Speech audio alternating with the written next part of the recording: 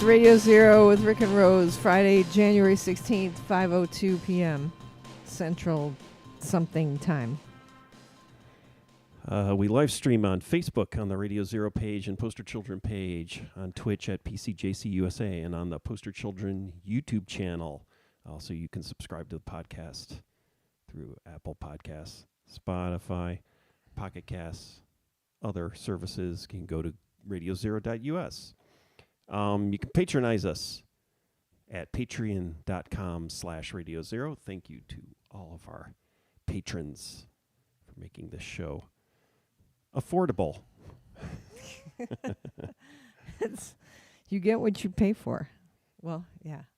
All right. Affordable for us. Yeah, affordable for us to do. That's not like it pays for itself, is what you're saying. This show pays for itself. Okay. So I just read that that Donald Trump won the women's singles at Wimbledon. So that's good. Yeah. That's exciting. And then the Nobel Peace, like people, it's so funny. There's so much just shit being thrown at us constantly. It's like I at the beginning of this, I used to like to listen to, podcast, like news podcasts or is there a sneeze button? Can you press the sneeze button? Oh my God. I used to, you did. Thank you. I used to like to keep up with news podcasts, but you can't anymore. Like you have to listen to them right away. Did that actually make a noise in the thing? It might have. That's cool. Yeah. So, God, Mother, thank you. That's awesome. Has that always been there? It has. I think we played around with it. I don't know. Whenever we got this podcasting mixer, like maybe 5, 6, 7, 8 years ago, there's probably an episode full of. But it doesn't mute you when I do that. It's just a. Okay. I have a buzzer sound. I would have to mute you, and then hit the buzzer. So I think, like, I see that there's a Gavin Newsom press office podcast says, I just wanted to read it. I was trying to read it before we started. So congratulations to Donald on winning I can't win the Nobel Peace Prize because I'm a warmonger and clown. So I attacked Venezuela and forced them to give me their prize, which I will bring to all my meetings and watch my cabinet members clap like cymbal banging monkey toys. Okay. It could be better, but it's like my feed is just full of like hateful stuff about our fine president. It's just hateful. Yeah, it's it's that participation trophy thing. Yeah, and I don't like. Is that apparently that's something that the Republicans don't like or something? And you know what anymore. else? You know what else? Like I don't like the whole Republicans versus Democrats thing. I just have never liked it. But I guess he's leaning into it more than I am now. So, all right. Well, let's not start with politics. Let's start with already happened. Yeah. Too late. Yeah, I don't even remember what I was going to start with. Oh, I went to the physical therapist yesterday or today. It was today. I guess it still counts as today, even though I took a nap, right? And I was going to tell you what they said to me because it's real interesting, right? So I have I've had this like heart hurting sensation, like there's a nail in my shoulder, like that's what it feels like. And so I've been going to physical therapy, and they've been giving me all the little shoulder exercises that you got to use. And then there's like a little app that I sometimes do, like more often than not, I go through the app and it says, "Good job, next one." I thought you were going to say that you just found out that the doctor had left a nail in your shoulder. Yeah, I have never had an operation on my shoulder, but I did have one time this happened to me. It's the same shoulder because it's the boob. It's where I had the all the surgeries for breast cancer, and so every so often it just freezes up, or it's just, and then I don't use it, and then it hurts or something, and so there's a pain, and they think it's tendinitis or something like that. But I think I'm gonna take these glasses off for a little while.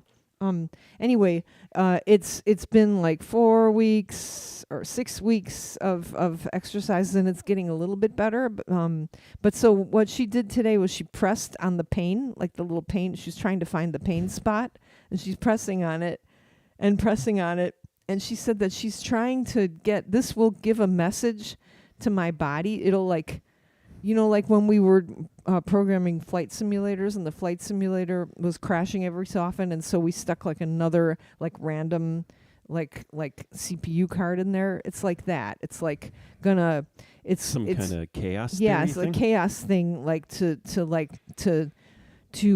send a message to like kind of rewire my brain to stop thinking that this is a dangerous muscle to use. Because right now I'm like there's little push-up things that we got to do in capoeira, right? And I'm afraid to do it on one side. I'm like terrified to do it on one side.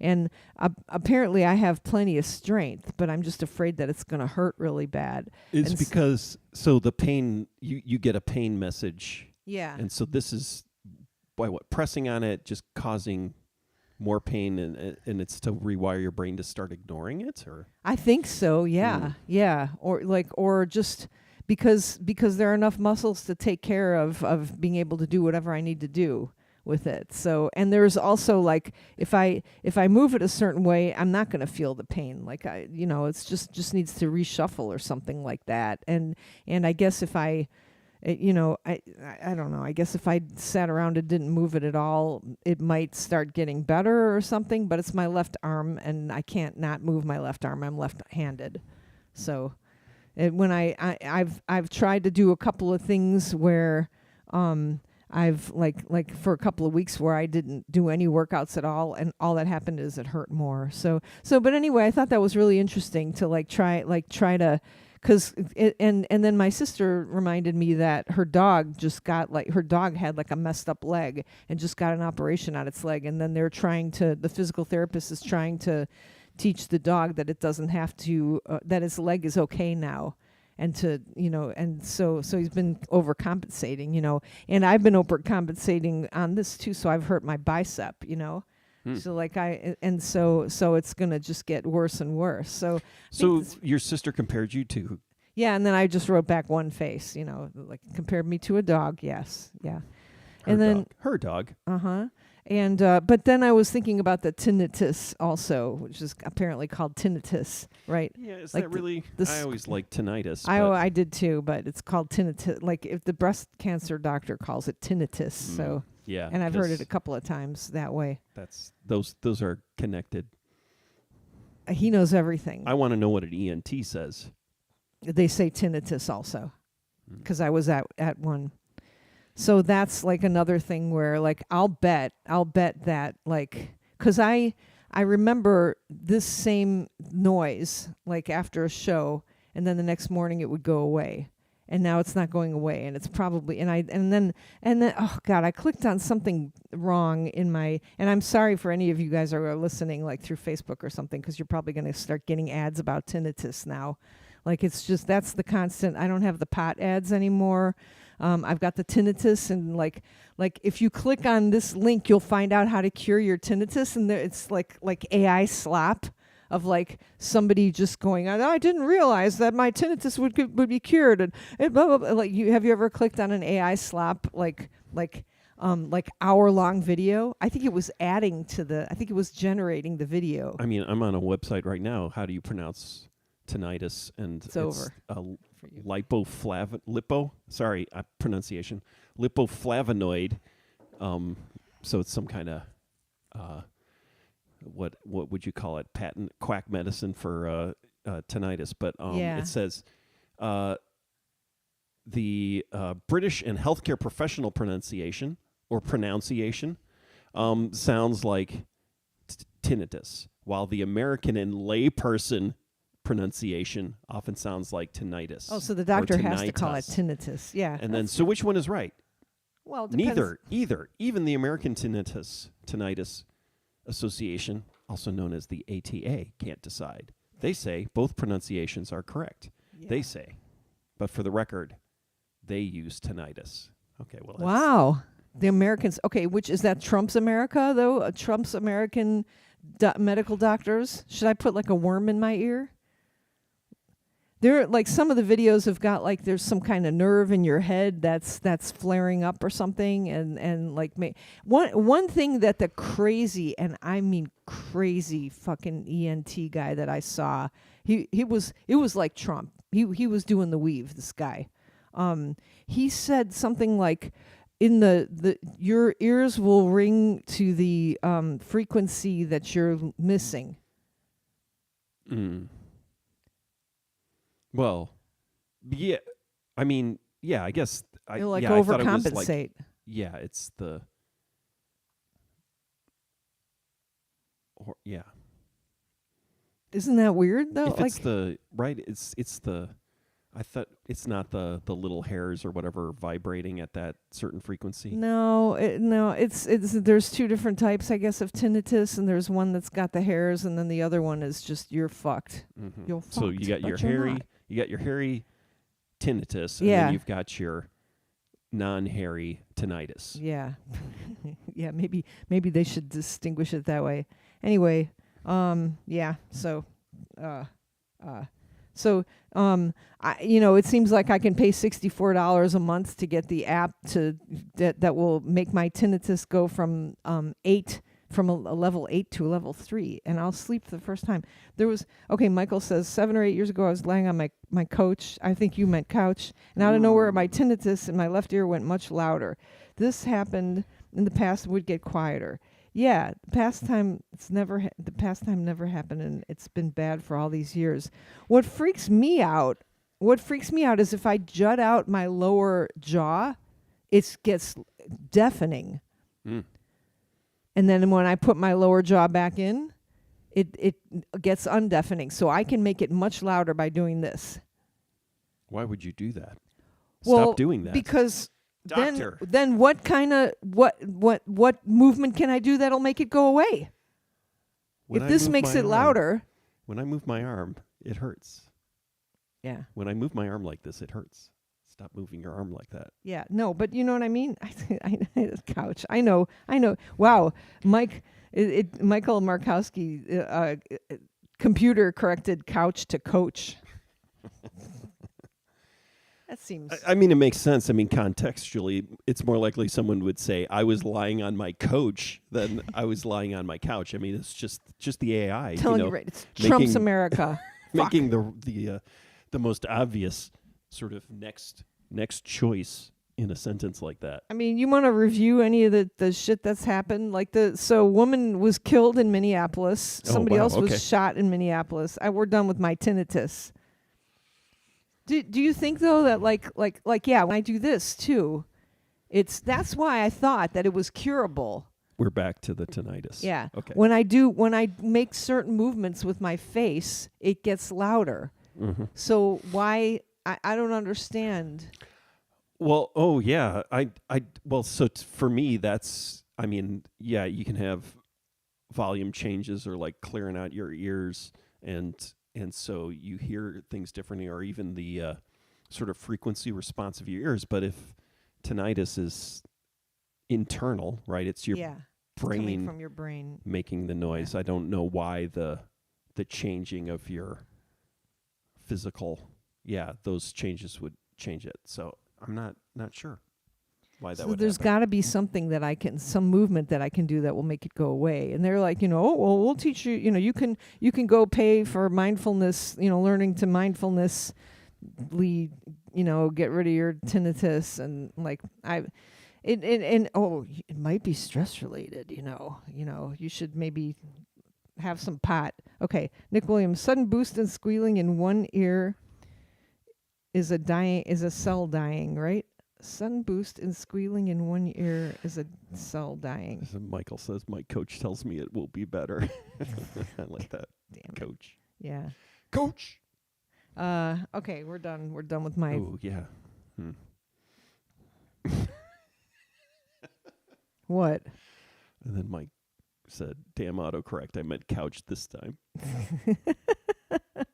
Okay. Well, so... on the other hand, I mean, actually, I did notice the other day. So I think I might have. I've always thought I've gotten away without having any ringing in my ears. But then I noticed the other day I was watching TV, and I did notice some ringing. What and were then you it was, watching? I don't know what I was watching, but it was like. But I think maybe it's I just don't notice it. That's weird. Yeah, no, I think that's what people who don't have it, I think you don't notice it, because I've had it all this, you'd get it after a good show or something, right? And then Well, you yeah, come I home. definitely, Yeah. had temporary ringing of the ears. Yeah. But I know I have other types of noise-related hearing loss. So tinnitus is not the only thing that can happen. Well, what else do you have? Oh, like the competing sounds thing. Like, so I can't, like in a noisy room, I can't differentiate sounds. I can't hear, people Yeah. like talking, or it's competitive. I can't filter sounds, and that apparently is a related to hearing loss too. It's not just losing hearing, but it's also kind of like an effect of loud sounds. So we've also all right, so a family member of mine has gotten some bad health news, and I don't want to go into it because it's like a privacy. I'm sorry I brought it up. No, I'm saying I'm. Oh, so the stress. So maybe the tinnitus stress is what's that from that? Oh no, no, that's been going on.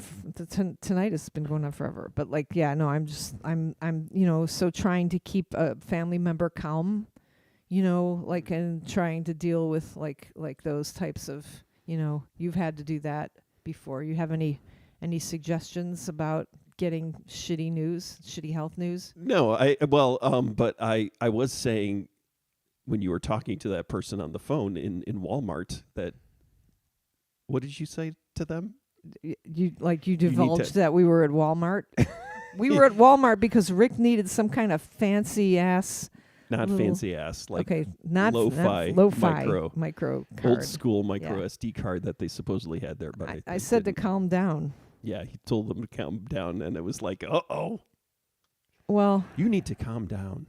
Well, yeah. Yeah, you needed and it's to. true. It was true, but it's that's the one thing you don't say to somebody who's, I don't know, freaking out. But it was fine. It was fine. What do you say to them? I don't know. You just kind of, I don't know. Yeah, it's difficult, but it's. So when you get shitty health news, like the last time I remember getting shitty health news, I just remember, I remember crying a lot, like really, like just feeling really alone and crying a lot, and being really scared.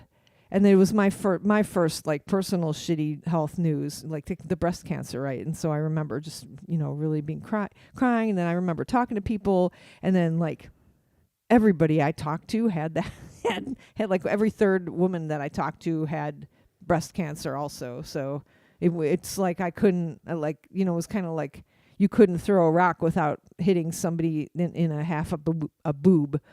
So, that I think that was a little bit helpful, is just hearing that other people had. Hey, Lars, I'm glad you made it. Sorry, we're talking about health problems. And I just remember that. And then the other thing I remember was just, that there were doctors there, and there was a course of action. And they're like, because people had gone before me and had breast cancer, and people will go after me and have breast cancer. And I'm not really talking about breast cancer now. I'm talking about any kind of health related thing. Somebody else has had it probably. And so there's a course of action that you take. And I remember the waiting to talk, okay, yeah, well, we'll like even the doctor, like me calling up and going, hey, how'd my mammogram come out? How come you haven't uploaded where's the results? Usually they upload the results, and the doctor's saying, oh, I can't tell you the results. You have to come in. And me going, well, wait, why this time you can't tell me? I just can't tell you. Would you like to make an appointment? And, like right then I start crying and I'm like, yes, what's the next available appointment? Well, tomorrow at 7 a.m, do you want to come in then? Yes. And then I had a nice night of waiting. So the waiting like is like hard, right? And you've gone through this too, with your dad, right? The waiting. Like when you get like a diagnosis, and then like, okay, well, we'll see you in 2 weeks and we'll talk about it. Yeah. For me, that's what was like. It was like, okay, I have breast cancer. Okay, well, we're gonna, another 2 weeks, we'll talk about it. And so like the first night was like the worst, and then you read like, well, don't let your sickness define you and stuff, and then you have to live your life anyway, even though you've got this, and then little by little, like as the hours pass, it gets to be less like that's the only thing that you think about, right? And then the appointment comes, and then you do, then there's the path that you have to follow, where it's chemotherapy or it's whatever you have to follow. There's the path, and then you follow it, and then like, so like in like it seems like the pain point is just the waiting right at the beginning, and then like as time goes along, I guess, it gets you remember that you have a life and you have other things you got to do and stuff. And then you remember, oh shit, the thing. But then maybe you remember, okay, other people had the thing too, and we're, let's move on and stuff, and let's try to enjoy what we can, watch the news, enjoy your life a little. But so we're at but the waiting, I remember the waiting for different things was and Larry's saying, as the song goes, the waiting is the hardest part. And it's just amazing because you find out like, okay, this terrible thing is happening to you, and you're going to have to do there's going to be a procedure through to fix it. And then you're like, okay, what do I do? And they're like, well, wait for a couple of weeks and we'll get started on your treatment. And that's hard. So, I don't know if the person who I'm talking to is listening to this, but just in case, because that's first and foremost on my mind. And now we'll move on as we do to other things. You have anything to say about any of this? No, I don't think so. But waiting is hard, and also remaining calm and like not yelling at people who are gonna help you. Like try. Yeah, that's the hardest part. Like is like. Yeah, the hardest. I get like for some people in my family, is it's hard to, because you never know who's trying to take advantage of you and who isn't. So okay. Well, in a medical situation, take advantage. Like, what would that be? I don't think that really happens a lot. That's the thing, is that they're like, that's where you just start trusting people, and like they know better than you, like. Yeah. Usually, I don't know. Although I know I have plenty of people that I know who like didn't trust their medical advisors and had to go find other ones, and and get second opinions and stuff like that. Like, well, so there are those types of things too. So yeah. All right. So anyway, all right. On to the next thing. We don't have anything. So well, I was in the room with Governor Pritzker this week. Yeah. We had the groundbreaking of the new building, which has been at least 20 years in the making, right? Like like when I first got to ISU, I heard that there was going to be a new building, and that was 18 or 19 or 20 years ago. Yeah. It was really interesting. And so I've been thinking a lot about it, because like just the construct, the event itself, which was a groundbreaking, but it was inside a theater.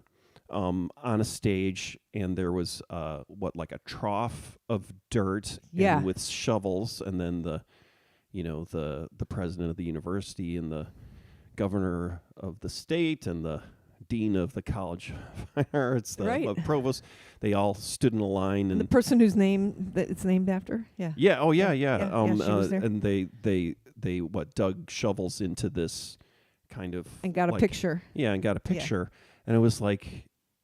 To me, looking at it is like kind of like from a conceptual art point of view, or just kind of this idea of simulation, right? Or a a metaphorical event, and how it was, disconnected from, being outside with the shovels. But then, I started thinking about those groundbreaking ceremonies that happen, on the construction site, right? And usually it's a field, and there's, a stand set up for everybody to sit at, and then they ceremonially, dig the shovels in. But it's not like they're starting the work of digging the foundation. It's a totally symbolic kind of constructed thing.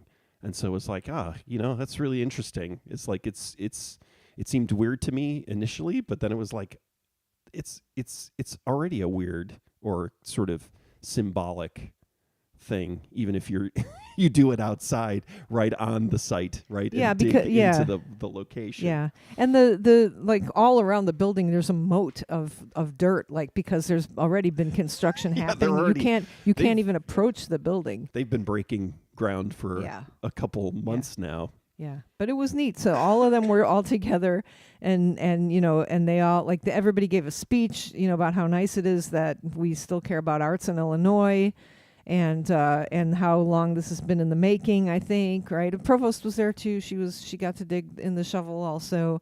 And then afterwards, you could go up and get your picture taken with a shovel. Mm-hmm. So I did that with our new boss. That was fun. But both me and our new boss, we were both like, Governor Pritzker's there. Like I wanted my picture taken with him. I'm like so. I realize, I see our colleagues with their pictures taken with him all the time, and I realize if I really wanted it, I could have done something about it. I could have been because I was standing with all the Secret Service people, and they were like, hey, how's it going? I'm like, hey, fine. Can I put my my bag over there? And they're like, yeah, sure. And they're kind of looking around, to make sure nobody weird comes into the building and stuff, right? So you passed the test. Yeah, look at me, No, I mean, and then Colby too, with the Tibetan tattoos all over his arms and stuff like that. Yeah. Okay. But we're up there with the shovels, and then behind the little screen, Colby's like, well, okay, see ya, and I'm like, well, he's right back. He's like, no, I think he was like, did the governor leave? And I'm like, no, he's right back there. He's there. We should go. Let's go over there. And so I our friend. Well, I'll just mention Chris Green, kind of looks like he can get in anywhere, and should be allowed in anywhere, right? Isn't it Chris Green who does that? Who would do that? Yeah, like music. Yeah, had the, knew how to walk where you were not supposed to walk in places. Sarah's friend David could do that usually too, right? So I was like, well, let's go back there, and I just walked back there like I owned the place. And he was there doing an interview with 4 or 5 different radio stations, and there were cameras and stuff too, and they're asking him all the same questions. It was kind of I think one of the, because I saw the comments too, these poor, every time he does a live event or something, people are making fun of him being fat, and they're you're taxing me to death, and people hate him. It's so terrible. But so people asking him, why don't you build it? Why don't you use this money to build a football stadium in the middle of the city? And he was just he was talking about someplace in Arlington Heights. He had an answer for everything. And then, and so, Colby and I were just kind of standing there watching him, and, like, oh my God, he's right there and stuff. And it was kind of cool, but he kind of looked like, glistening almost, too, he was on, like he had this energy, glow, politician aura. energy. Yeah, it was weird. And and he was very forceful too. So I've been thinking about that. He's my age. I think he's exactly my age, right? Mm. Yeah, he is. And he didn't seem that tall. Maybe, I don't know. I'm just maybe I could be like, hey, how's it going? I'm Rose from Postal Children. I could take him. No. We're oh yeah, man, I saw you at the Metro. When you tried to destroy your base and it just bounced up. That was funny. Ha ha ha. But I know he's probably more of a sports dude, and I'm sure he's never been to the Metro to see a punk rock band, right? But I was like, what, like, could I just tell him, like, you're my hero, dude, through COVID, like, everything. And then you talking about how like intelligent people are often the nicest people, or the smartest people.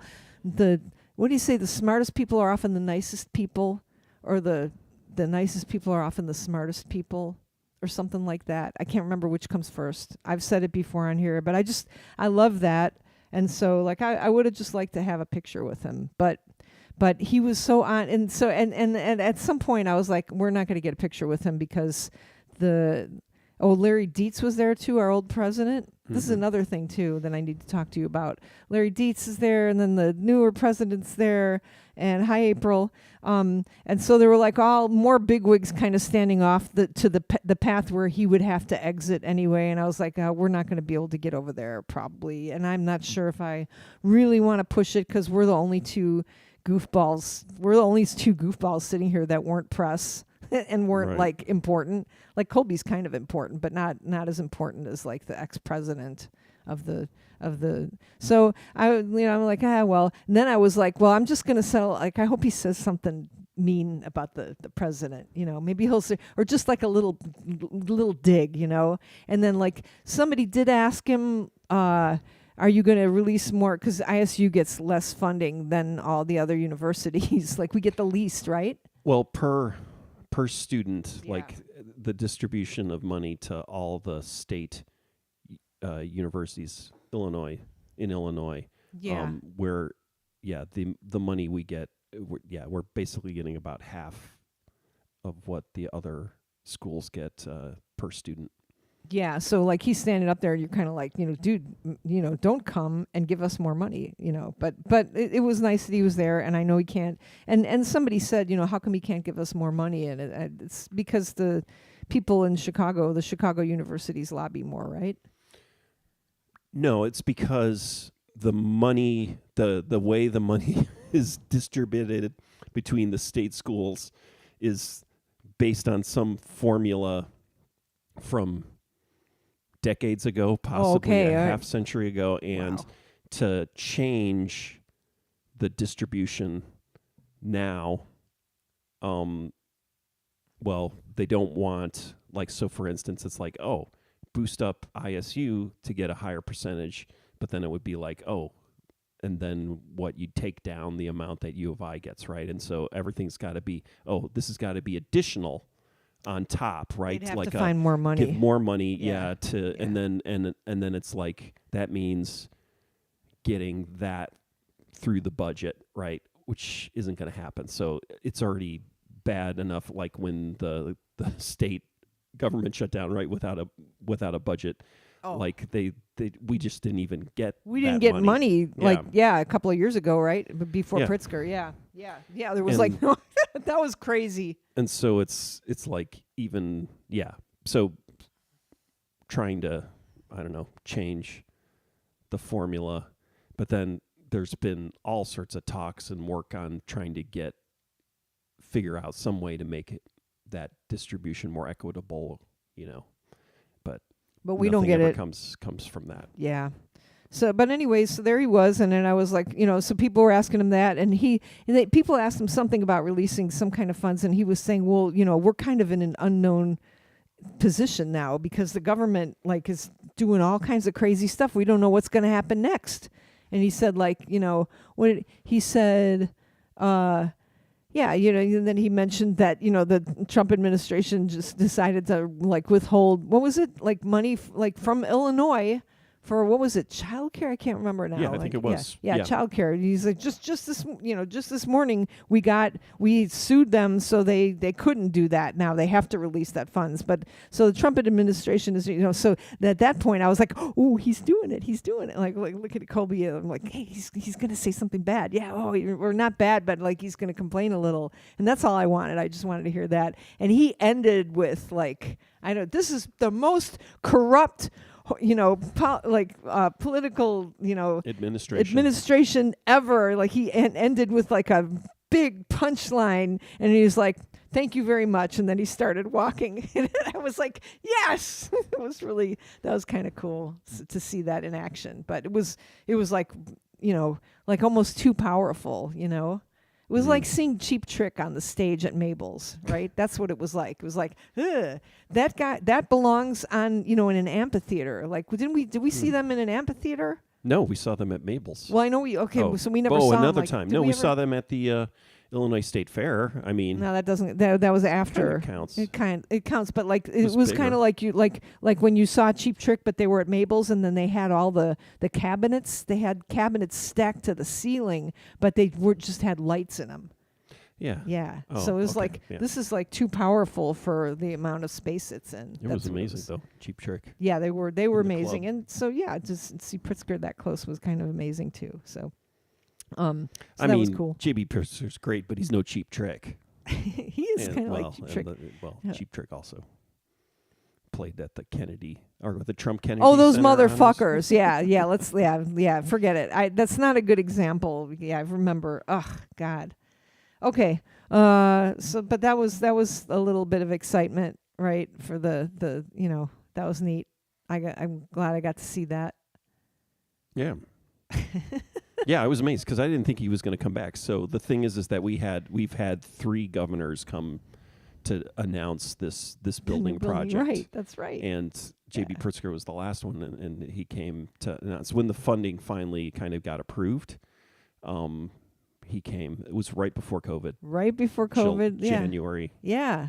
COVID of COVID month or 2020. Yeah. And I was like, oh yeah, there's no way he's coming to this, coming back again. But then he did. He showed up. And I wasn't even sure. Like, I wasn't sure where the event was because I figured it was in the like main, like the foyer of the Center for Performing Arts. And like when I walked by, I didn't see a soul.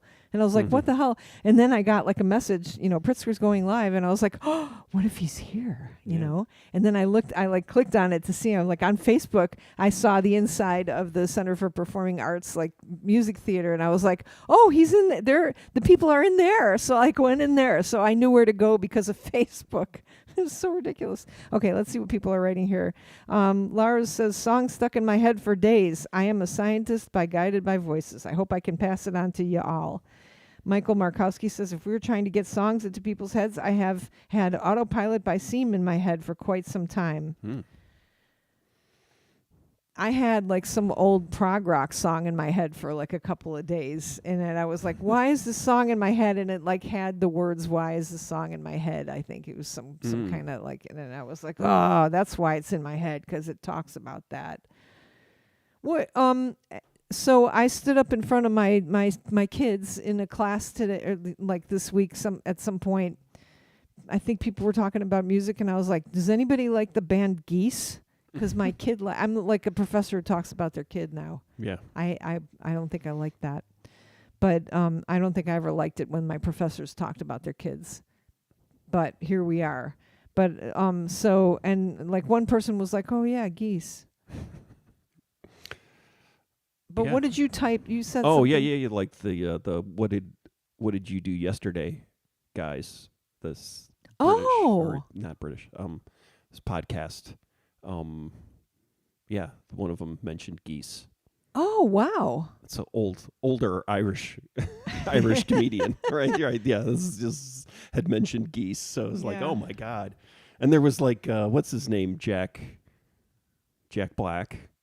Talking to, who was he talking to? It was like for some press junket. So what movie? Oh, Paul Rudd.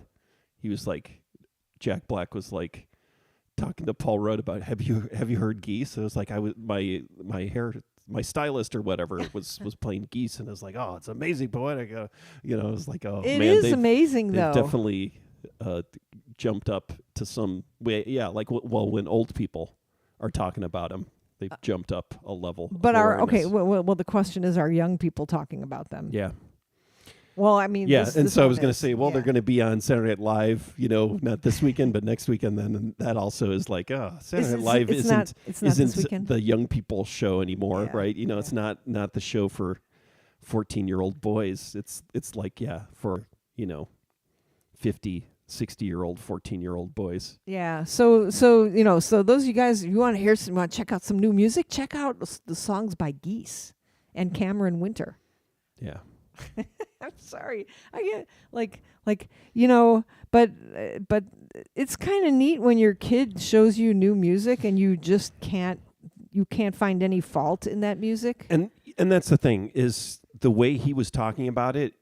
He was saying it's authentic, it's real. They're doing something, that, well, he said, making something new. And I was like, oh, yeah. And I was just like, no, this isn't new. Somebody else used those notes. No. It's like I just started listing everything. When I'm Why don't listening you to list, a song, yeah, it's list like, influences. This is Exile on Main Street. He's singing. It sounds like Exile on Main Street. He's singing like a little bit like a lower voice Tom York, but then it's also Van Morrison, and then I just kept listening. Leonard Cohen, and that it's like this is he's Gordon just Gano from the that's I think that's a stretch, but not for me. I was just like, it's Gordon, but then Gordon Gano's like a little higher up. Yeah, so much whinier. This is more and even like Nick Cave, and I was just playing all sorts of songs. That is, this is the kind of where this guy's coming from, or is part of this, but even the sound, for a lot of the sounds, but the fact that it's the authenticity, and then like, listen, do you hear that noise that came in during the song? And it's like you only hear that once, and it's like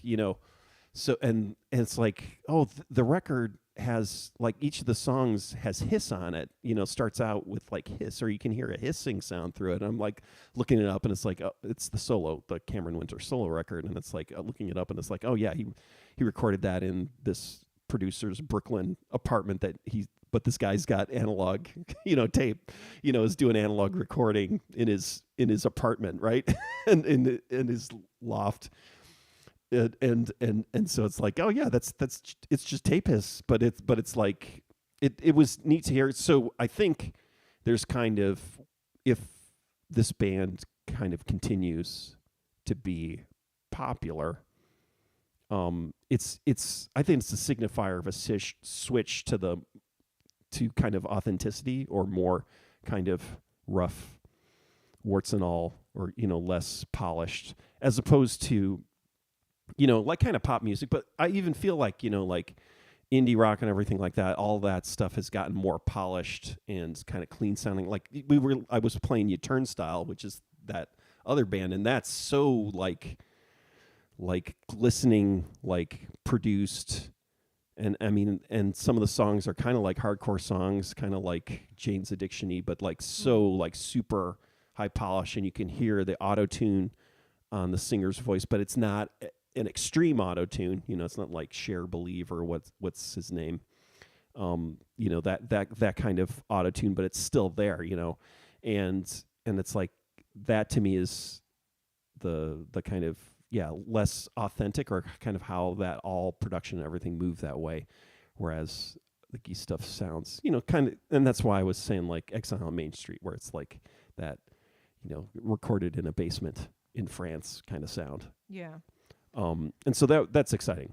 I mean, because things are flipping, are shifting again. The wheel is turned. And then like there's AI generated music too, right? There's like more and more. So maybe that's a response to that or something. Exactly. And so that AI crap, where you can hear like the country song, listening to that and hearing the processing in that whatever processing that's being done on real singing, especially country music stuff, where it's kind of putting in that low frequency distortion that like DJs and announcers, it was kind of voiceover, that kind of processing that gives like a kind of growl, a deep low frequency growl to voices, like male voices usually. I mean, that's been kind of coming into a lot of, it's been a while now, like the pop country stuff, and then hearing the AI generating that kind of effect, and hearing the weird kind of, it's not quite a digital artifact, but it's kind of like a simulation of that processing.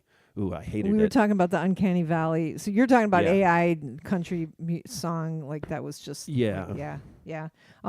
Brendan Jennings says aloha from the Bay Area, and R.I.P. bottom of the hill. Yeah. And I just clicked on Brendan Jennings' name here and went to their Facebook page, and then was reminded that I need to start watching kung fu movies again because they make me really happy. I don't know why I haven't been doing that. That's like in a time of sadness, why not watch kung fu movies, like old ones? People beating the crap out of each other in a structured, formal way. In a formal, skillful, practiced way. And so like there was a couple, and then April says, I wonder if he does a hidden bonus track.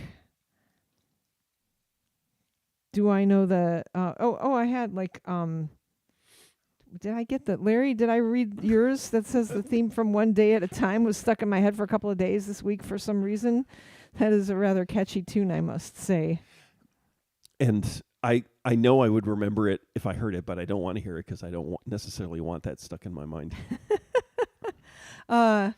Okay, so now that we're talking about musicians, Lars says I'm so selfish. I mentioned music because I learned so much from you too. Sorry. Oh, all right. Well, I hope we'll go listen to Geese. So here's like it's okay. Here's the thing. I listened to Tyler the Creator record when that dropped. I listened to that, and I have no, like, it went in one ear and went out the other.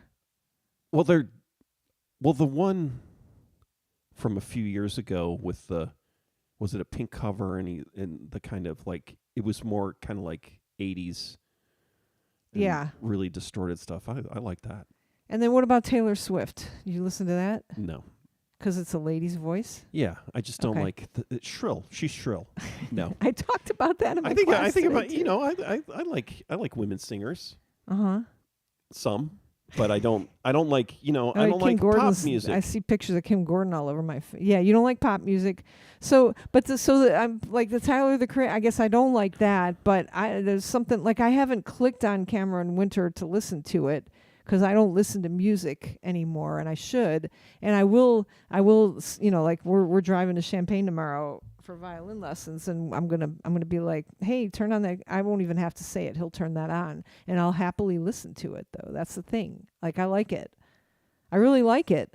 It does sound really authentic to me. Actually, there's like a part where he's like, that one like he's like, I'm trying to remember the song. It's one of the ending songs. I believe I can't even remember something about I believe in God this time for real. No, really this time. It's like it's hysterical. Yeah, he's got some good lyrics. He's got he's doing the kind of poetic stuff, but also some abstraction. Kind of. Yeah. Dylan or Beck or what's his name from Pavement. Where sometimes it veers into just, singing bullshit, right? Yeah. Passing it off as legitimate. And so you don't do that. I don't. It's frustrating because I wish I could do that, but I do sometimes try to obfuscate. So I speak vaguely about the specifics. So it seems like, I guess, poetic or stream of consciousness, but it's kind of like fake. All right, so let me ask you this about that. Okay, Cher did auto-tune as intended, been downhill since. As intended, I like that. Okay. Yeah. So here's my question. If you were going to write a Fuck Ice song, what would it be called?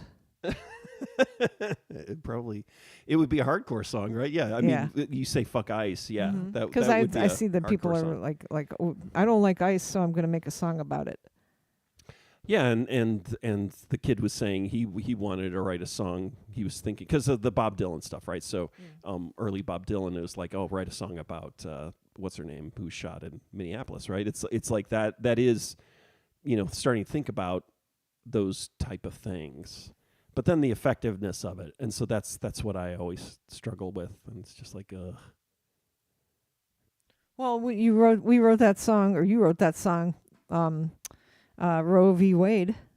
See how that helped? That had an impact. Yeah. Josh Brush. I went on a guys trip with fellow musicians last weekend, and they were all listening to DJ O. We are all in our late 40s and 50s. I don't even know what that is. What's DJO? You better tell us, Josh. And then Mike says, I was thinking. Oh, it's the guy from Stranger Things. Oh, yeah. People are talking about that. Mike says, I was thinking the other day that I would love to hear Poster Children remake some Thoughts Detecting Machine songs. That could be interesting. Yeah, interesting. Rick doesn't like that idea. Problematic. Rick finds it problematic. Yeah, no, I think it would be fraught with problems. Yes. Let's talk a little bit about Martin Atkins. Because why not? You're wow, fucked. you win from that. You're fucked, Martin but you're Atkins? not. But Wow. you're fucked. Well, no, I see that we've got 8 minutes left. If you're gonna close this down at 6. Oh, yeah. We can continue talking about this stuff, but I wanted to get a mention in. I love this. I love talking about this stuff. Okay. Brendan says, I think Ice-T redid his famous Body Count song with Ice lyrics. Oh man. So what song can we could be like, if you see Ice, tell him, Ugh. I'm all right. You go get fucked. Yeah, I don't like that at all. And if you see Ice, tell him. Yeah, it's difficult. I mean, so that's the thing is like, something like The Lonesome Death of Hattie Carroll, that's really effective, right? I think it's a really effective song. Yeah, because it's kind of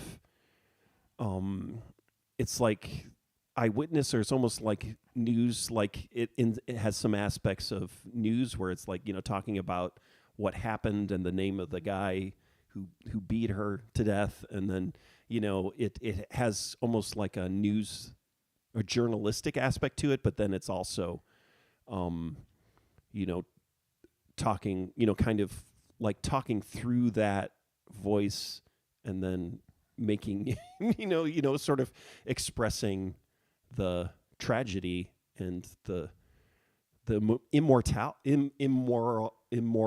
nature of the act and what happened, right? And so that to me is where it's like, yeah, that's a powerful thing, right? And so fuck Ice, I like it, and I would love a song like that, a more kind of like just brutal hardcore song. But then there's also, I think, it's really like when when you say things like, somebody who's a mother of 3, or it's like, driving, what was it, somebody said, driving a Honda, whatever car it was, and it's just like,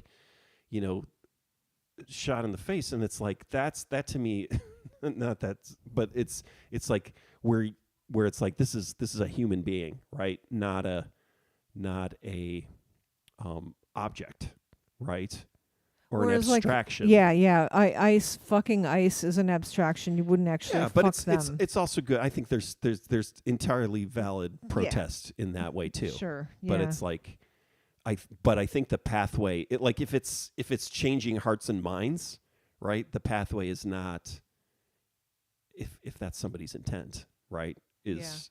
But the other intent, like if you're just saying something like fuck Ice, right, is to be an expression and a conduit for people to sort of express unity and anger. Yeah, and then also understand that there's other people out there, right? They're not isolated in thinking things are crazy, right? That this is madness, right? Yeah. And it's like the two different types of protest. Rally around and gather around that idea. But then I would say, well, what's the contemporary modern sort of digital world equivalent of that? Because I don't think, I think protest music is it's valid and important, but I think that idea of protest media, right? It's like, oh, what is it in the contemporary realm? And it is kind of memes, right? And pictures and short sentences describing the situation, or even like a post, like somebody who posts and says, you disrespect the police, you deserve to die or something, and then somebody responds, it's like, January 6th. This is what happens when people get radicalized. and told that they believe that they're living in a fascist state, and it's like that, placing the blame on the woman who was shot, because she was radicalized, and placing the blame on people portraying the administration and our government and ICE as a fascist sort of group, and it's like, and then so that creates somebody who reacts then as if they need to run away or hide, and then they get shot, and then somebody responded. This is like something I saw a post, and then somebody responded something like, yeah, imagine someone getting shot to death in their car, thinking that this is a fascist state or whatever. It's like that kind of thing. To me, it was powerful, reading that and that response where it was like, oh, here's an argument against that idea, and here's why, this is what's happening. And so that's what I'm thinking a lot about, is like how do you fight the narratives? And having a song, having a video that that people watch and watch in the millions, in the billions on TikTok, that would be, a great thing. I think a powerful thing. Well, the Super Bowl is coming up. Yeah, the right? Super Bowl. So Bad Bunny, I saw that Apple Music already dropped a preview of the song, and he's dancing with a whole bunch of people and stuff. And then I saw a while ago, people complaining that the Super Bowl would put a non-American on for the halftime this year, just to fuck with Trump. And it's like, and then there was just a list of all of the previous Super Bowl halftime shows that were not American citizens. This is the first actual American citizen, right? Like this year, Bad Bunny actually lives in an American. He's Puerto Rican, right? Yeah, controlled territory, and then people didn't know, whatever. Lars says, Uncle Rick, Tia Rose, talk me out of moving to the Netherlands. The fear is real. Yeah, I don't know how to talk you out of that. Trucker ball. Oh yeah, you really want to be eating trucker balls? Netherlands great. Netherlands is great to visit. We need you to stay here and fight the power. Don't run. Yeah, we got a whole bunch of stuff, right? Michael says Jesse Wells has some good protest songs. He sounds a bit like Dylan. And we got Brendan saying, we need an anthem, and then makes you realize how powerful early protest music was. So, what you're talking about memes here, and then so what's interesting about a meme is that it is one-to-one correspondence. I can post a meme, and a person can write back to me. You know what I mean? So like with protest songs, you got to wait till it got played on the radio and, it was made, and then everybody, the tens of thousands of people listen to it on the radio. You don't get to talk back to the person who posted it. You don't have the dialogue. You can't argue with them like on the internet. So this is more like, you know what I mean? Like you can in real time argue with the person who's got a different opinion than you. Yeah. And I started listening to the Hard Fork today because apparently there's more evidence that like social media destroys young children's lives, just completely destroys them. That possibly, that correspondence like starting 2006 in the like insane rise in depression. Also, it corresponds with like the beginning of Facebook. Who knew? And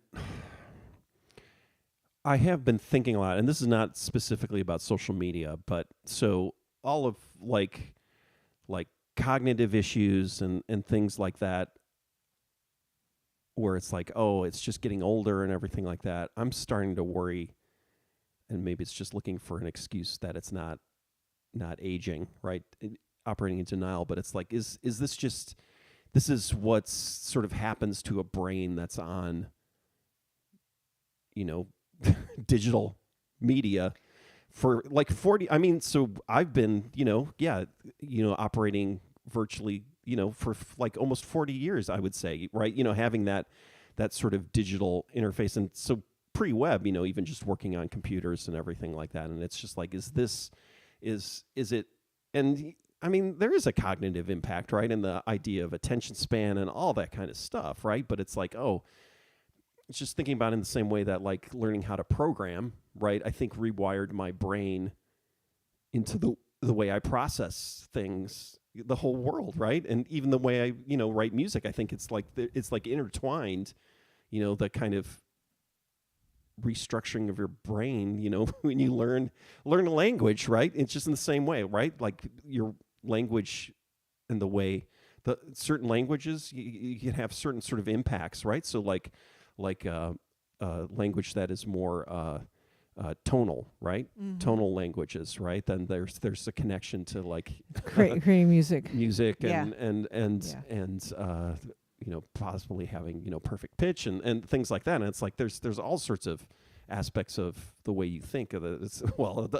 A huge amount of it is sculpted by language, and then on top of it, programming. That's a language and a way of sort of processing and problem solving, and it kind of rewires your brain. But then also just this whole world, this digital kind of reality is like, is it just burning our brains out. I think it is, for sure. I've thought that for a long time. So okay, we got Josh saying, I thought owning cats causes depression, and Chrissy saying, no, increases chance of birthing a child with schizophrenia. And Josh wrote, did we convince you to stay in America, Lars? I mean, again, like I'm trying to Baratunda. I can't that guy who came to talk last year, and I apologize, I can't remember his last name. And probably this isn't his quote, but said, it's darkest, when it gets the darkest, that's when you can see the stars. So, and it's probably not his quote, but it was a nice quote. Chrissy says T. Gandhi rewires us in brains probably, and it's a parasite. Oh yeah, was that there's the one, yeah. Oh yeah. The T. Gandhi, also there's something like cats, like you can get the viral thing, and then it makes you your manner. It kind of affects the way you kind of appear to other people, and can. There's some crazy I didn't know thing about that. That's good. Toxoplasmosis. Yeah. Now we're getting like people like this is what's coming across my screen. Toxoplasmosis, and then Viva la Resistance. Yeah, I mean, you can move like frickin' Bob Weston moved to Portugal. Yeah, Chrissy says in cat poop, right. We're carrying out a whole bunch of different, and Brendan Jennings says 21st century digital boy. I put that all together there. But maybe I'll stay off of my phone. It's just like when you start, here's for me, like when I start feeling sad, I just go straight to my Facebook and click on it, and there's people complaining about Trump. So, and then I was like, Josh is making a Vance reference. And we started with couch and coach and stuff like that. Yeah. All right. Anything else? I didn't get to talk about our boy Martin Atkins is teaching a class for us. Can you imagine? Don't have to imagine. But you're not. Yeah, I saw him. I was like, I got this in his first class Monday nights. He's teaching a class for us. He had a bunch of students there, and he's got this rhythm. And he's real quiet, and he kind of dodders around, and, he like maybe kind of pretends to be out of it a little bit, but he's like not, like then he's going to come around and like say something crazy that, say something like mind bending and stuff. And so like, it was just so amazing to see him talk to students. He's so generous too. Like he wants to talk to all the students. He wants to know what they're doing. He wants to learn from them. He's like when you run into somebody who's a teacher, like that's a teacher. I don't know where that comes from. Like I think I am too, and I think you are too, like people who just like to teach. People who just must think we know so much we need to tell others. I don't know what it is. Like what makes somebody want to be a teacher? Boy, I don't know. What makes you want to be a teacher? I don't know. It wasn't a goal of mine in the past. Like when I was a kid, I didn't say, "Oh, I want to be a teacher." Yeah. Well, I did. Isn't that weird? No, I don't know if it's weird, but it's Yeah. Okay, Chad Twiner says, I'm transferring to a Walmart in Greenland.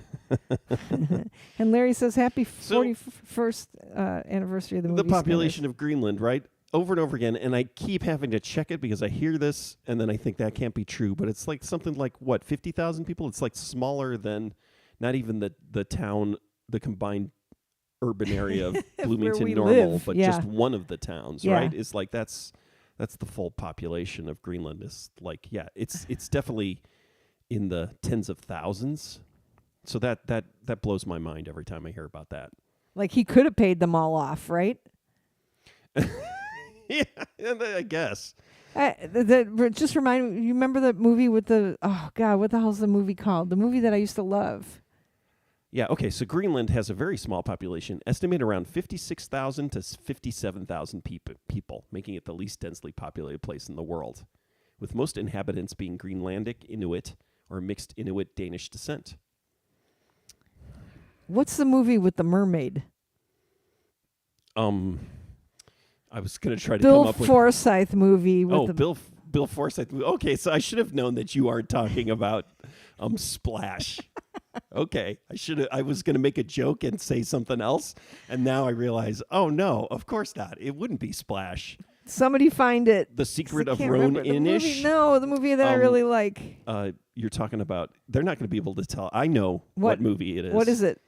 Local Hero. Local Hero. Yes, thank you. I love that movie. So there's a mermaid in it. I couldn't come up with any so that like he wants to buy the island, right? Remember the rich guy? The town.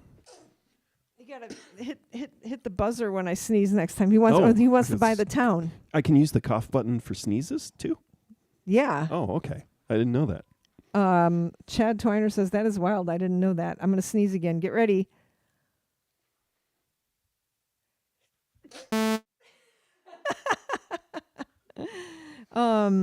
Shape of Water.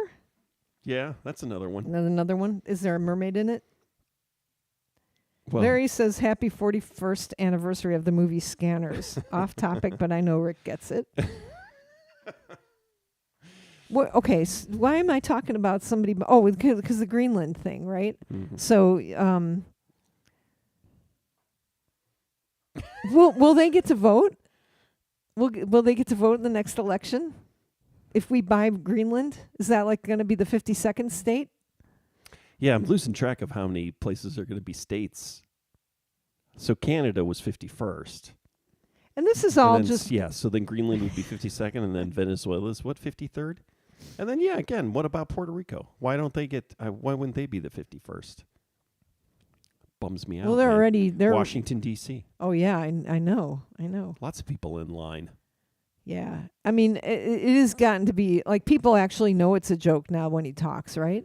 When the president talks. So we should, did I even finish talking about Martin Atkins, how great he is? I don't know. Didn't finish. That'll be continued. We'll have a Martin Atkins, how awesome Martin Atkins segment is, is segment like every other Radio Zero.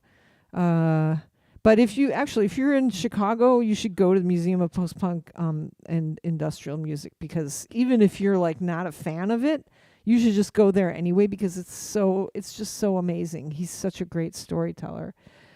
Josh says, has anybody watched Borgen? No. And Brendan Jennings, The Little Mermaid, Splash, The Shape of Water, Swiss Army Man. No, it's Local Hero, which was my favorite movie until I got to be 60. My favorite non-war movie. My favorite war movie was Apocalypse Now. And then my favorite non-war movie was Local Hero. But now I like Playtime. Whoever wins the next election should use the ballroom, make the ballroom into a wind farm. And I need to make a correction. The Secret of Roan Inish is not about mermaids. It's about geese. Oh yeah, Selkie very different than a mermaid. Yeah. The museum is you need to look it up on the internet, and then you need to try to get a ticket to go to the museum. If you live in Chicago, it's in Chicago somewhere, and I tell you, it's one of the best museums I've ever. Did you like it? It was amazing, right? Oh yeah. Yeah, it's fantastic. And then you have to have a tour by Martin himself, and he calls it a misguided tour. But when you have a tour there, what happens is he watches you to see what you gravitate towards. Like you're like, oh, what's that shirt? And then he'll tell you a story about that shirt. Like, and remember, dude drummed in Public Image Limited, has all these stories about that. Dude drummed in Nine Inch Nails, like he's in Pigface. He is Pigface, right? What else did he drum in? Killing Joke. Killing he was Joke. on a Killing Joke record too. My God, yeah. So you can sit and listen to, bring your family because it's awesome. Good, Lars is gonna good. See, so that's a reason to stay in Illinois and in Chicago and in America. Chad says Dr. Strangelove is my favorite movie. Yeah. I just have to say a random thing about Chicago is that my brother and I were talking about this show, Image Union, that was on Channel 11. Yeah. And I found out the other day that so Image Union was a show that showed independent films, like short films and stuff, art films on Saturday evenings at 10 o'clock every week, half-hour show. Yeah. No host or anything. They just show a series of clips. I found out last week that it was the replacement for a show with Gene Siskel called Night Watch. And Gene Siskel would go on WTTW live. It was a call-in show, and he would have filmmakers, independent underground filmmakers, come in. They would show short film, and then people would call in, talk about it, and everything like that. And apparently, at some point, Gene Siskel, he's got more and more kind of critical and started treating it as more of like a film criticism kind of thing. Oh. And there was a moment at some sort of PBS affiliates meeting where at least used to be, there's a big thing PBS would do every year where independent filmmakers would be, pitching shows and pitching films and things like that. And a whole bunch of people were like saying, this is bullshit. We hate this, and everything like that. And they were like, there was kind of like a revolt. And then they shut down this call-in show and replaced it with Image Union, which had no host and just showed the videos, films. That was amazing. Was Gene was he already writing for the? He was. So Siskel, Siskel I think Siskel started. Oh, maybe it was a little later, but by the early to mid '70s, he was already writing for the Tribune. Yeah, Tribune. Brendan Jennings says his favorite war movie has got to be Empire of the Sun. Just out of. It is a good movie. Is it? I have to watch it again, even though it's a Steven Spielberg movie. Yeah. I don't like. It's a J.G. Ballard book. It's about J.G. Ballard's life, actually, right? It's kind of semi-autobiographical. I think it's got that nuke in it. It does have a nuke in it, I think. And it's got Christian Bale. It's the kid is Christian Bale. Really? I mean, it's pretty. Yeah, it's great. It's because you read the book, and it's powerful. But actually, I think it's more powerful in the book. But when he sees his parents again. After, what is it? It's like 5 years or something. He's basically a war orphan. I guess not an orphan, but he's, and then he doesn't recognize, he just doesn't recognize his parents. It's really powerful thing. And it's good in the movie. Like for me, like I do a study on how nukes are represented in movies, except that I can't watch a movie with a nuke in it. It just freaks me out. John Malkovich and Christian Bale. John Malkovich is in that? Is in Empire of the Sun? Yeah. Yeah, and I always get that mixed up. I think when I think of John Malkovich in Empire of the Sun, I'm thinking he's in The Killing Fields, but he's not in The Killing Fields. It's Oh, just let's it's the go and same look it kind of up. thing, where it's like you have those characters, those kind of like war. Yeah, those kind of it's kind of like Yeah. characters that's always in these kind of war Yeah. movies, but not war movies where it's soldiers. It's people experiencing war, Well, and okay. there's the I like is it the thin blue line or the red Thin line? red line. Thin red line. I like that movie. yeah. Yeah, I really like that movie That's a lot. not a radical position. It's who's that? Oh yeah, okay. So John Malkovich is also in Killing Fields. That's why I have a problem mixing up because he's in the Killing Fields also. Wait, so do I? So can I have both favorite war movies be The Thin Red Line and Apocalypse Now? Can I have those both be my favorite war movie? No, you I have to you pick can't. one You got to over choose the one. other one. Pick one. It seems like a more an older person choice would be The Thin Red Line then. Yeah, I mean, obviously I think the poetry. Is it Terrence Malick? Yeah, the Okay. poetry Yeah. of war is. I mean, they're both, I guess, poetic, right? Yeah. Is that But- based on a book? Thin Red Red Line, Yes, yes. It is. What's his name? The J- book that they James. thought was made by. It's the guy who did The Longest Day, right? Yeah, It's okay, another, okay, all right, isn't all it? right. Oh man. All right, so now we're in Full Metal Jacket. I was going to say Full Metal Jacket. Not my favorite. I like it. I mean, I enjoy it like one should. But that's your favorite, huh, Chad? And the thing about Full Metal Jacket is it was and is it the book? Maybe not the book, but the movie was supposed to be kind of 3 parts,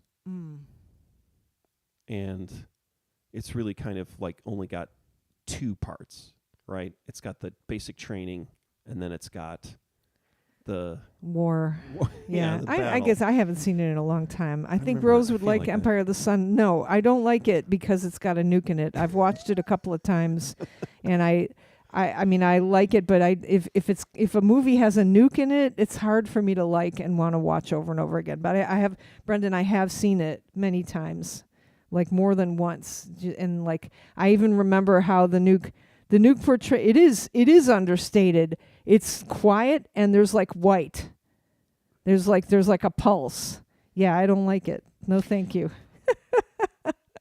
I'm just I'm scared of nukes and tornadoes and stuff. Like, oh, Chad Twiner says Full Metal Jacket, no, Strangelove. And Larry says some of my Saturday nights consisted of watching Image Union and SCTV. Yeah. And Michael Markowski would like to know Martin's thoughts on music and everything else. Follow him on and go on the PPIM and go do a Patreon for him. And then what else we got here?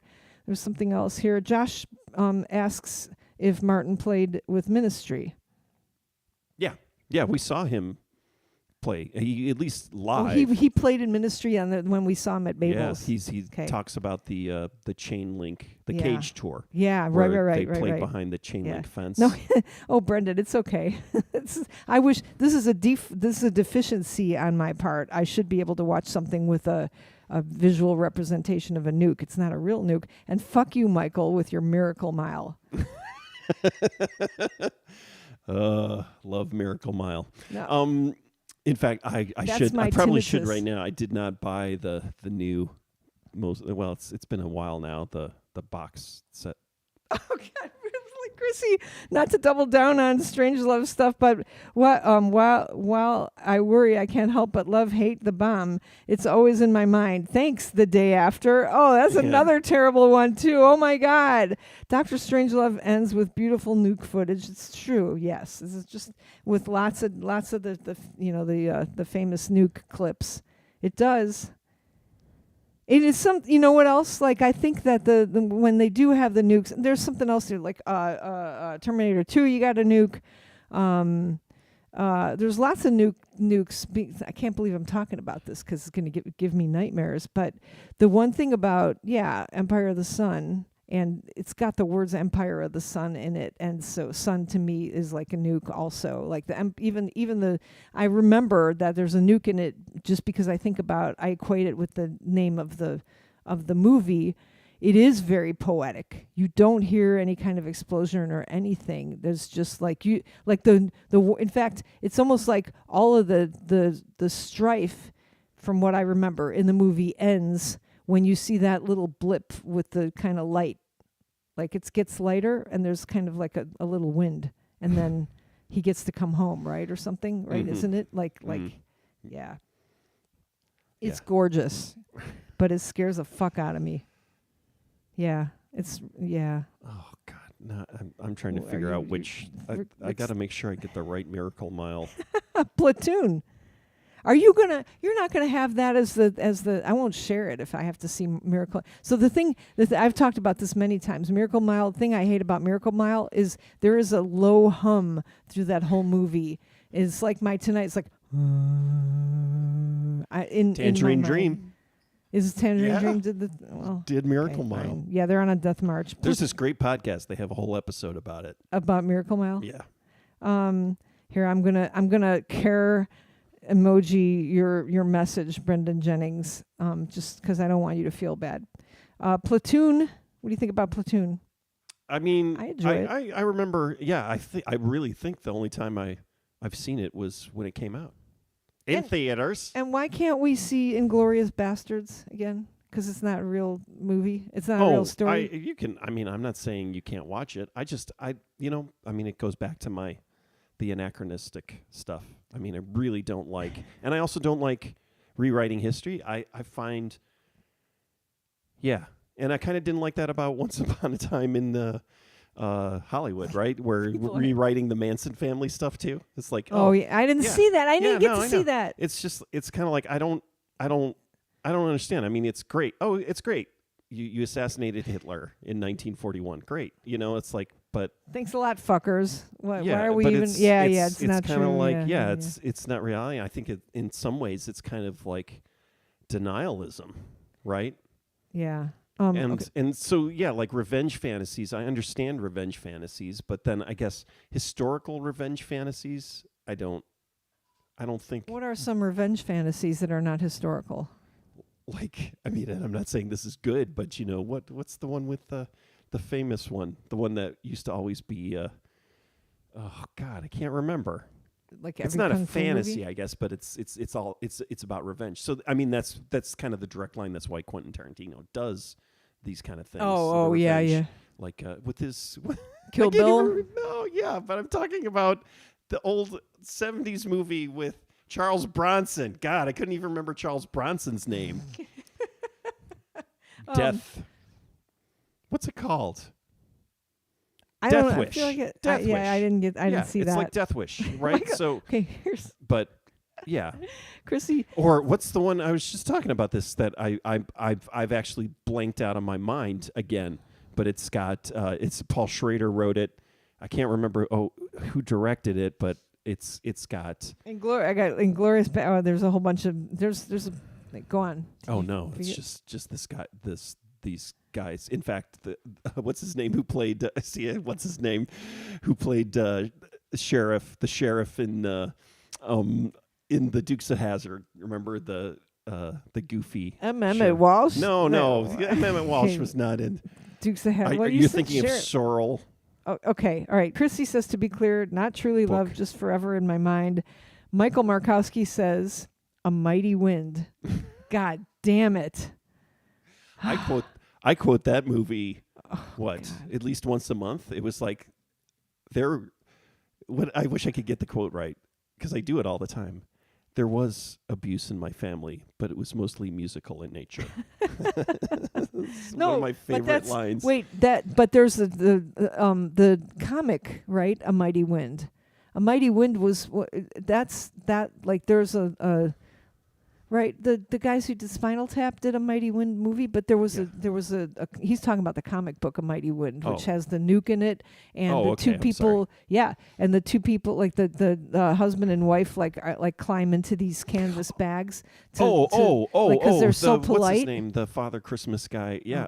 What is that called? That's called A Mighty Wind? Yeah, it's called A Mighty Wind because I remember When the Wind everything. Blows. When the wind blows. Okay, never mind, Michael. You were probably talking about the Mighty Wind movie. Larry says Superman 4 had nukes, but he put them all into a net and 3 of them into the sun. Yeah, I remember Yeah. that. Josh says, I'm a massive Godzilla fan for many reasons, but a huge reason is it helps me detach from the reality of what we did. Wow. Yeah, When the Wind Blows is by Raymond Briggs. Oh, Chrissy says, I had one episode of exploding head syndrome, but thought it was the big one, as in nuke, not earthquake. And I guess I'd been expecting it since the 80s. Yeah, I'd been expecting it too. Larry says, I meant throw them in. Don't know. All right, now I think we're back to when we were talking about romance or romantic revenge. So Chrissy has Kill Bill here. Chad says Inglourious Bastards. Michael says Death Wish. Yeah, Rolling Thunder is the movie I'm thinking of. Cletus? Yeah, terrible. What's Cletus? Cletus, yes. No, Cletus. Yeah, Cletus. And Conan What's Cletus's last name, though? What was... Look that up. Brendan yeah. Brendan says Conan the Barbarian was revenge, right? He spent years turning a wheel around. Yeah. All right. And Overlord, Chrissy says Godzilla reminds me of what we did. And then Josh says... Oh, it's obscured by... Okay, Overlord is such a great sci-fi war movie. Oh, yeah. Oh, what about the robots movie that with the Aryan people? I am going to so love knowing what this movie is. No, it's not robots. It's the... the French... the Belgian filmmaker... Robots. It's not robots. We're on another planet, I think, and they're like it's all like Aryan people. Planet Rose. All of the fighters are young. The people who fight against. Okay, yeah. What is it? Starship Troopers. Thank you. Yeah. All right. Insects, not robots. Robotic insects, though. Yeah, I guess you could say that. Who's the filmmaker? Oh crap. But was he Belgian? No, he's Dutch. And his excuse for being, yeah. And so we don't need to go. Yeah, Paul Verhoeven. We don't need to go into my position on Starship Troopers, which it's not. Yeah, it's not a critique of fascism. I think he went beyond. I don't trust him. I think he actually, and even though he rationalizes it and explains it, I think he actually made. I think Starship Troopers is a fascist manifesto. You have a problem with it, like I have a problem with it, and it's not that I'm ignorant of the critique that it's. I think I don't believe he's. It's the idea, the same idea of this is. It's like erotica versus pornography, right? It's like it's like, yeah. I think he's actually just. Yeah, I think he went too far, and I think it is fascist. Like I think it's heroin fascist chic? propaganda. Like no, it's so you sort of the idea that you're making something that is a critique, like you make a perfect sort of fascist document in order to critique fascism, right? That idea. That he's critiquing it, right? Or he's making light of it. I mean, I feel like I got the critique. Yeah, I think if that was his intent, I think what really happened was, I think he just made a fascist document. So this is like these are your problems with the Joker movie. I think, maybe, I think it's probably similar, right? Yeah. And so, we don't need to get into this again because it's always like people are like, no, you idiot. It's a critique. It's like I am fully aware. I am fully aware of what he claims his intent was, but I guess I don't believe it, or I don't think he was actually. I think he went beyond it, and I also think if you look at some of his other films. After that, it's kind of like, he's actually, it's kind of similar with David Lynch sometimes, where it's like, I think he's just pushing this in my face. He's not pushing it in my face to, give me some sort of expression or enlightenment, right? It's like he's actually like showing me these things in a perverse, abusive way, right? So it's like a thing. Yeah. Right? Yeah. And so I have that same opinion about Starship Troopers. What Troopers, about Spike Lee?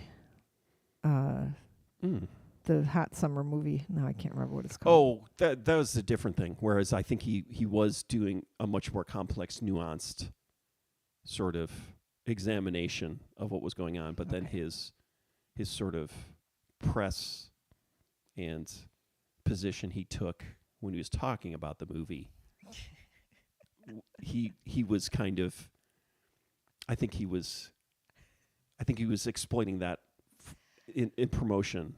I feel right, like and in some ways denying what a beautifully complex movie he made. Right, he said this is what's right, this is what's wrong, of course, and everything like that, and it's like, oh man, no, I I'm don't a white think person. I think the other person. Yeah, I think exactly. that And so Jeff Elbow says Inglourious Bastards was a critique. I understand that, but He doesn't like the vehicle. He doesn't like the vehicle itself. Rick doesn't like the vehicle. I don't like. No, I don't like. I don't. I feel like the historic rewriting, and under the guise of, I don't know what it's under the guise of. I don't even know if it's under the guise of anything. I think it is kind of like, but it's like, so for somebody like me, I guess, it's kind of fun pulp to watch. It's like fiction, Pulp Fiction, not the movie Pulp Fiction, but Pulp Fiction. And Josh is writing like Braveheart. So we're not sure. Yeah, boy. Yeah, I know he didn't like Braveheart. Yeah, I didn't like Braveheart. Passes from satire to I like it. I like erotica. Nice, Chrissy writes, and then Josh says the pushing in your face is mean. I'm sitting here listening to your spiel about the Verhaven movie, and I always think to myself, well, I must be wrong, but like I almost feel like arguing with you about I could argue, right? I could argue. I mean, with he you. does, and like listening to the director's commentary or whatever from, I don't know, it was years ago on Starship Troopers. I mean, he talks about. I mean, he was in the Netherlands, right, during the occupation. That's what I don't know. That's why. How can you say? He said, I saw people shot dead in the street. Or, I mean, he's definitely experienced trauma. Yeah. So why would he not make a movie that is a critique of? Well, do you think he just failed in it? I think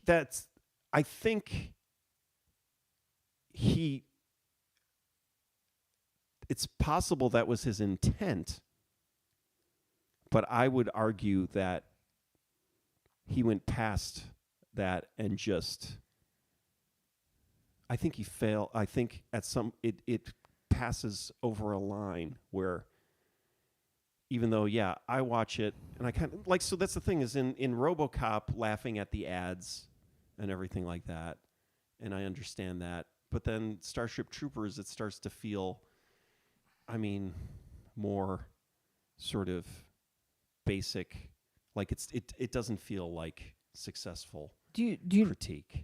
It feels like somebody saying, I'm critiquing this, but it's like, it's like, kind of going back to the Voice of the Monster stuff, like when we talk about like Steve Albini, right, and some of the Big Black songs and some of the stuff, or even just naming the band Rape Man, things like that, where it's like, that's you talk about it as, oh, you're speaking from the voice of the monster, right, and it's right. Revealing this, and then, but at some point, I lose trust in an artist where I feel like, no, they're saying that that's what they're doing, but they're actually just sort of expressing or creating that actual thing and forcing us to watch it, or like, getting a kick, or it's their sort of creative pleasure to their kink. Yeah. It's okay, more like kink. Do you understand why I keep saying like heroin chic? So, back when like all the models looked like they were on heroin, and actually that wasn't even that wasn't a critique of heroin, but like you're Sid and Nancy, like anything that kind of glamorizes, or the movie where they go through the toilet. It's a Gravity Rainbow reference, but it's not, with the guy who was in Hackers. That movie. I know, like I can't remember names. Train Spotting. Thank you, Train Spotting. It's always a treat. You should be writing. It's like, Maybe I should be on Letterboxd. You should be on Letterboxd, and you need to write your. This is the movie with the. But the problem is that it doesn't work. Yeah, it doesn't work then as a kind of Right. humorous. Yeah. The narrative. It's Yeah. it's so much better where you have the description. Yeah, I and need then reverse the Letterboxd. final reveal of what the actual movie is, and then it's just like, oh my god, Yeah. amazing. Josh says Chrissy hates Forrest Gump and Abe Lincoln Vampire Killer that have alternate history. I hate Forrest Gump. I hate Forrest Gump, but I don't hate it for that reason. Because I don't feel like is right. Forrest Gump actually. So he's like injected into these historical things. So that's more kind of like that's maybe a dislike of Woody Allen historical movie. drama or historical Okay. fiction, and so I do have a somewhat dislike of historical fiction. Although, like Ragtime, that movie, and I haven't read the book, but like. And I guess that is just, but where you have the story of these fictional characters in this environment, but then they're the real historical characters and historical events that they're kind of intertwined with. And so I like that. But that was directed by, what's his name? Milos Forman. So I guess maybe he gets a pass. Jeff Elbow says understands your critique of Inglourious Bastards, saying it's fictionalized into comic book territory, and Chrissy says I get it. I hate to watch fake stuff, even dramatic reenactments. Even had trouble reading the Cetaceans chapter of, and the autocorrect corrected it to Monty Dick because I knew it would be outdated. I stress out. And then Chrissy had to autocorrect to the Moby Dick thing, which is funny. Josh says, Larry is saying, Once Upon a Time in Hollywood, Sharon Tate Lives. Jeff says, Train Spotting. Chrissy says, that isn't why I didn't like A.L. Vampire Hunter, though. Yeah, that I never watched. What? Yeah, not why I hate those, she says. And then Jeff says, Forrest Gump is Walter Mitty meets historical fiction. Yeah. And Chrissy, I'm with you with I hate Forrest Gump so bad. And I think I hated it because it glorified stupid people. It's not even that. It's like because that sounds terrible. It glorified what is it when you don't do something really, you don't try anything good, like you're not trying to be great, like just glorified, like. Yeah, it's like being there, except it's glorifying that, right? Like I'm starting to think. Now I'm starting to think. Oh wow, yeah. Like Forrest Gump is like the evil Chance the Gardener. Yeah, right. There's like another like. Ooh, I need to think about this a lot. There was another one too. There's another. Oh my God, what was it? So for instance, being there, written by a Holocaust survivor who killed himself by putting a plastic bag over his head, right? Jerzy Kaczynski, and then Forrest Gump, written by who wrote Forrest Gump? It's just a different. There's another on sort of the idiots becoming people in power. Mediocrity glorified. That's exactly. Thank you, Jeff. That's exactly. And Chrissy agrees too. And people who suffer get no legs. It's commentary on magical fate, says Josh. Yeah. There was something else there was some other movie I wanted to throw in there a lot, like as a counterpoint to both of those, and I can't remember what it was now. Well, we've gone over. Sorry everybody. Oh yeah, Brendan on the other side has got the Paul Verhoeven. I am gonna go watch. We need to go watch kung fu movies. We need to watch ones we haven't seen. Man, I miss when my kung fu instructor had what was it? Kung Fu's Day. It was Kung Fu Tuesdays. We'd watch kung fu movies altogether. I miss that. Suntan Yu. Okay. Are you looking up something? I'm just getting depressed reading Jerzy Kaczynski's Wikipedia entry. Sorry. So where we stand right now, there are 3,000 troops in. Is it 3 or 30? 3,000 troops, or 30,000 troops. Where? They've in Minneapolis. Oh. Our president here. This is not a movie. Our president has increased.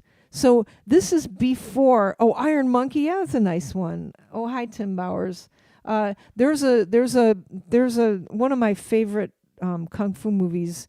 Remember the guy with the arms that reach out, really, the Indian guy with the arms that reach out forever, stuff like that. It was like some sort of a 33rd chamber. No. No. Yeah. The what's 36 chamber is great too. Chamber. But that's not the one with no. the The one with guy? I think it's the flying guillotine. What was it called? Master of the Flying Guillotine. Yeah, I think that movie. Yeah, that's a good. That's the one with the Noi. Is it Noi? Yeah. Don't worry, Music at in the it. end. Start with Kung Fu Hustle. We just watched that just recently. I just watched it recently. It was on a plane. I got to watch it. There's probably other Stephen Chow movies that we haven't seen too, so we could watch those. Yeah. But anyway, the president has put more troops in Minneapolis, and we're talking to you now from before what is he going to declare? What is it called? Martial law? What is it going? Not martial arts, but what is he going to? Martial law. Martial law. Martial arts. Martial law. So, one arm something. Yes, Josh, you're right. It was something like that. Yeah, it wasn't Master of the Flying Guillotine. It was all these guys were coming from all over the world to this martial arts competition. This is probably the only movie like this. And one of the guys was, but I think it might have been Master of the Flying Guillotine. I can't remember. One of the guys had these arms that he could throw his arms out for yards and stuff. I thought that was the 36th. No. 36 chamber is. So there's some kind of big contest. Yeah. Tim wants to know why your hair is messier than usual. It makes you look younger despite the beard. Why, thank you. All right. It's getting a little long,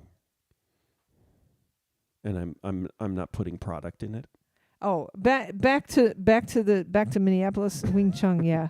I Wing Chun is a fun. Man, martial I've been art listening to practice. them a lot lately. Honestly, interesting stuff. And that video with the what is it? Everybody Wing Chun tonight. Yeah. Where the master really is fast crazy. edits. Yeah. You have to have all the movies on VHS. Bye, Larry. Have a great weekend. And so this is before martial law has been declared, and before the we still think that there are going to be elections. We still think there are going to be elections. There. Wow. I said it right. Okay. Yeah. There's still elections. Predictions. Okay. Thank you for listening.